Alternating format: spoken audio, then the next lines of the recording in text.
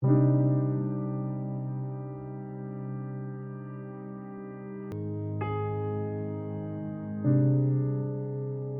name Chris Benoit cast a long, dark shadow over professional wrestling. June 2007. A tragic weekend that shook the very foundations of the wrestling industry. The murder of his wife, Nancy, and their young son, Daniel, followed by Benoit's own suicide. It was an unfathomable act. Fueled by a cocktail of mental health issues, steroid abuse, and the devastating effects from CTE from years of head trauma. And while the WWE has rightfully and largely erased Benoit from its history, the conversation doesn't end there. The Benoit tragedy forced us to confront the darker realities of professional wrestling. The toll it takes on performers, the culture that sometimes enables destructive behavior, and the uncomfortable truth that Chris Benoit, as horrifying as his actions were, isn't the only wrestler whose history makes him unfit to be celebrated or even acknowledged by the industry. Today, we are going to talk about other wrestlers who, for various reasons, should be considered for a similar ban status, and why that's a necessary decision for the integrity and future of professional wrestling. Let's be clear, we're talking about individuals who've committed serious crimes, offenses that go far beyond kayfabe villainy. The legal system has rendered its judgment in many cases. The evidence is undeniable.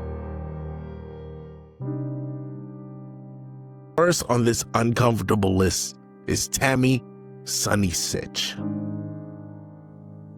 Once celebrated as one of the original WWE divas, her post-wrestling life has been a spiraling tragedy of legal troubles. While her past drug use and numerous arrests are concerning, the breaking point came with the tragic DUI incident in 2022 that resulted in a fatality. This isn't just about a wrestling personality falling on hard times. This is about the actions that led directly to the death of an innocent person.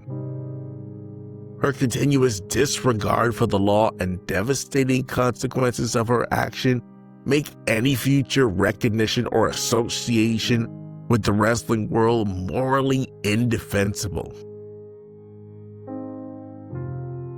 Harrison Norris Jr., better known as Hardbody Harrison. His wrestling career is far from mainstream, but his crimes were horrific. Convicted of human trafficking and holding individuals as sex slaves, his actions represent the absolute darkest depths of criminality. There is no debate, no nuance here. Individuals who commit such heinous acts should be unequivocally banned from any professional wrestling context. To even acknowledge their existence in a positive light would be an insult to human decency. Another name that frequently comes up in these discussions, Jimmy Superfly Snuka.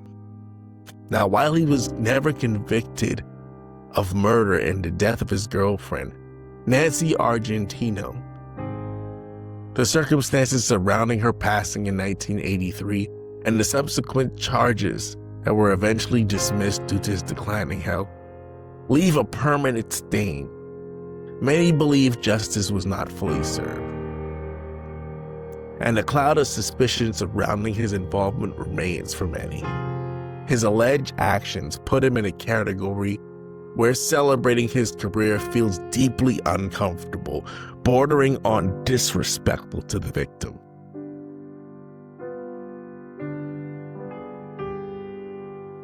Professional wrestling is built on trust. Trust between performers and fans, and trust within the locker room. When that trust is shattered by many individuals in position of power, or when individuals abuse their platform for harmful behavior, it demands a strong response. Recent years have brought to light a disturbing pattern of allegations against Vince McMahon, the longtime chairman and CEO of WWE. While these are currently allegations and investigations are ongoing, the sheer volume and nature of the claims, ranging from sexual assault to sex trafficking, are deeply unsettling. These aren't just personal failings.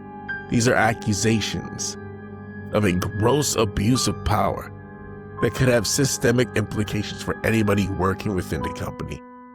If these allegations are proven true, it would necessitate a complete and utter severing of ties, a permanent ban from any and all involvement in the industry he once dominated. The integrity of the business and the safety of its performers depend on accountability at the highest level. Speaking of movement, which gained significant traction in 2020, exposed a widespread problem of sexual misconduct and abuse within independent wrestling circles. While focus was primarily on indie wrestlers and promoters, it highlighted a systemic issue where individuals are exploited in their positions. Many of those accused faced immediate repercussions from promoters, and rightfully so. While specific legal outcomes may vary, the collective weight of these accusations and need to protect the vulnerable individuals in the wrestling ecosystem mean that those found to have engaged in such misconduct should be permanently excluded from the industry. Their actions undermine the very spirit of the community and passion that wrestling strives to embody. The Chris Benoit tragedy was a wake-up call, forcing professional wrestling to confront its uncomfortable truths about performer welfare, mental health, and the darker corners of its culture. While we can't erase history, we can learn from it and strive for a better future. The conversation about banning wrestlers isn't about erasing their existence, but taking a firm stance against the behavior that is reprehensible, dangerous, or fundamentally undermines the value of a healthy and responsible industry. It's about accountability, ensuring that the safety and well-being of everyone involved, from the wrestlers themselves to the fans who cheer them on, it remains paramount. As wrestling continues to evolve, so too must standards.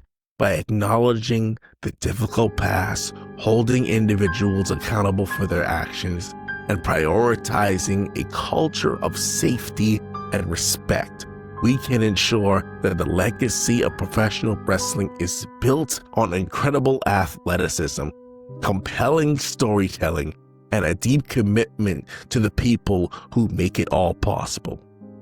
The difficult conversation about who should be celebrated and who should be left in the past are essential for the future. I'm the Mass Hope. Thanks for watching.